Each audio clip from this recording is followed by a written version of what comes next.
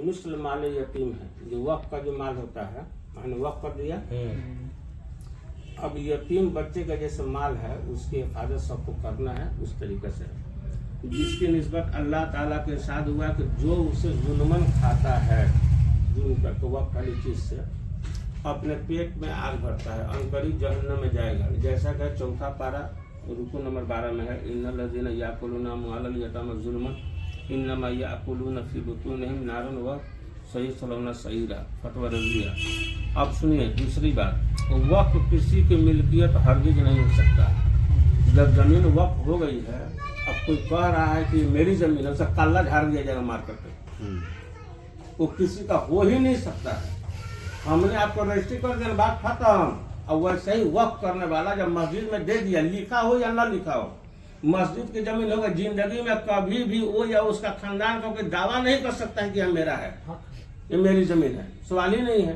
सुनिए गौर से, वक्फ किसी की मिल्कियत हरगिज नहीं हो सकता। आला हज़रत मोहम्मद बरकात मुहद्दिस बरेलवी अलैहि रहमत तहरीर फरमाते हैं कि जायदाद मिल्क होकर वक्फ हो सकती है। जैसे मेरी जायदाद है तो हम उसको वक्फ कर सकते हैं, मगर वक्फ हर पर वक्फ है ना, कभी मिल्क नहीं हो सकती है।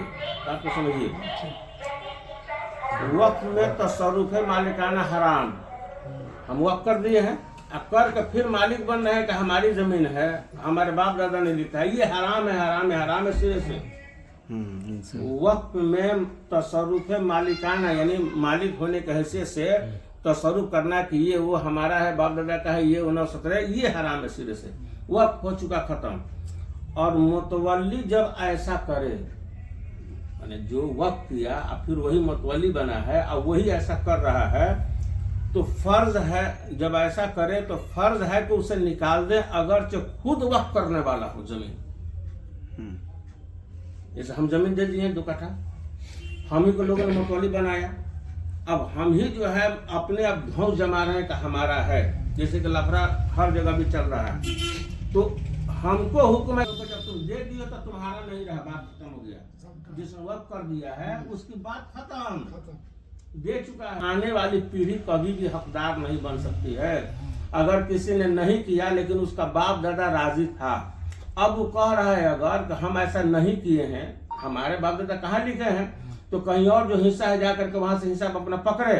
और अगर मुसलमान है, बाप दादा की इज्जत पर अगर ख्याल कर रहा है तो वहीं पर चुप कर दे, बस लगा जाए।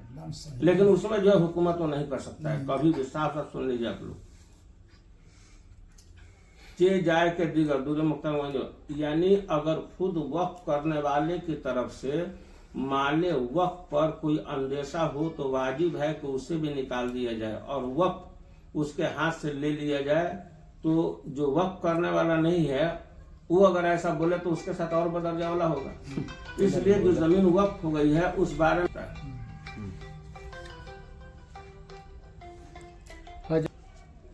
नमाज 2 जगह हो, नमाज मदरसा में हो सकती है, मस्जिद छोड़ सकते हैं हम लोग। पूरी रुएज एक मस्जिद का पेट नहीं भर रहा है और नेजा की हालत में आपने एक तालाब करके दूसरी जगह जो मस्जिद में लोग नमाज पढ़ रहे हैं, ये कतई तौर पर दुरुस्त है ही नहीं।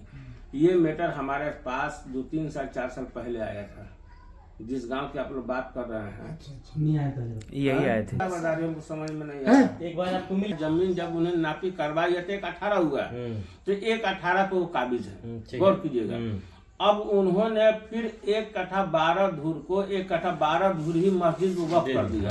तो मस्जिद को 1/18 ना होना चाहिए, इनका कहना ये है। तो इस पर आप वजाहत फरमा दीजिए, क्या चीज, इसको साफ कर दीजिए। वो किसी के तब है ही नहीं है ना। हाँ ठीक है, तो मिल्कियत कहाँ किसी के रहेगी? तो कितना ले सकते हैं वो जमीन? नहीं, ले नहीं सकते हैं। वो जमीन जो है वो किसी और से ना जमीन ली गई है, 1 कट्ठा 12 धूर। अब उसने कुछ किया नहीं है। नहीं। अब यहाँ पे मस्जिद में दिया है 1 कट्ठा 12 धूर है, 1 कट्ठा जमीन जो है 18 धूर, 18 धूर पर मालिक थे, बस ना रहे ना अपनी मौजूदगी में, तो 1/12 पे कब्जा कराया, 1/18 1/12 पे सुनिए, जानता है कहाँ है मिस्टेक है?